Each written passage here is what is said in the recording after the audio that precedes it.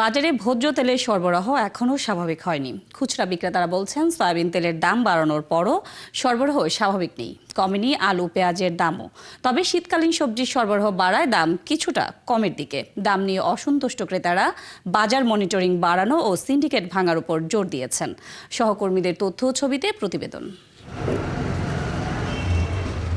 চট্টগ্রামের বাজারে এখনও ভোজ্য তেলের সরবরাহের ঘাটতির কথা জানান খুচরা বিক্রেতারা। তাদের অভিযোগ, চাহিদা মতো তেলের সরবরাহ পাচ্ছেন না, যাও পাচ্ছেন তার সাথে অন্যান্য পণ্য কিনতে বাধ্য করছেন দোকানদার। আর ব্যবসায়ীরা বলছেন, গেল সপ্তাহে ব্রাজিল ও আর্জেন্টিনা থেকে 52,000 টন অপরিশোধিত সয়াবিন তেল আনা হয়েছে। এই তেল পরিশোধনের পর বাজারে এলে এই সংকট কাটবে। এখন তেল তো আসলে সব কোম্পানিরা সাপ্লাই দিচ্ছে না। 4 পিসে আমাদের 4 প্যাকেট পোলাও সেল নিতে হবে বাধ্যতামূলক। চট্টগ্রামের বাজারে সবজির সরবরাহ বেড়েছে। এতে সব ধরনের সবজির দাম কেজি প্রতি কমেছে 10 থেকে 20 টাকা। তবে সামুদ্রিক মাছের সরবরাহ কম থাকায় দাম বেড়েছে কেজি প্রতি 60 থেকে 80 টাকা। দাম বেড়েছে অন্যান্য মাছেরও। এখন বৃষ্টি নাই তো, সেজন্য মোটামুটি ভালো আছে, সেজন্য একটু দাম কম আছে। আগে তুলনায় কিছুটা কমছে, সাধারণ, বেশি কমে নাই। এদিকে মানিকগঞ্জের বাজারে ভোজ্য তেলের সংকট এখনও কাটেনি। ডিলার পয়েন্ট থেকে চাহিদা অনুযায়ী তেল দেওয়া হচ্ছে না বলে দাবি করছেন ব্যবসায়ীরা। গেল সপ্তাহের তুলনায় শীতের সবজির দাম 5 থেকে 10 টাকা পর্যন্ত কমেছে। তবে কমেনি আলু ও পেঁয়াজের দাম। নতুন আলু আগের দামেই বিক্রি হচ্ছে 100 টাকা কেজিতে।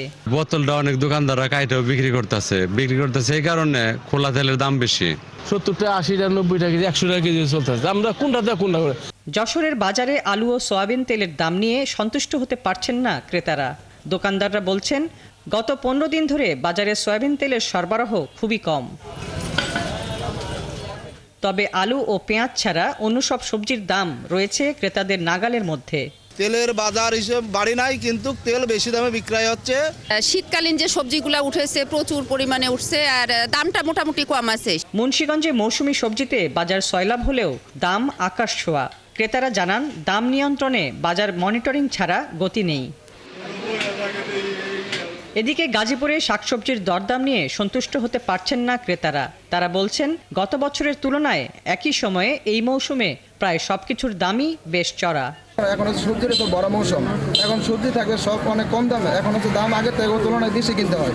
বাজারে জিনিসপত্রের চড়া দামের জন্য সিন্ডিকেটকেই দুষছেন ক্রেতারা। হাসিবা আলী বর্ণা, ৭১।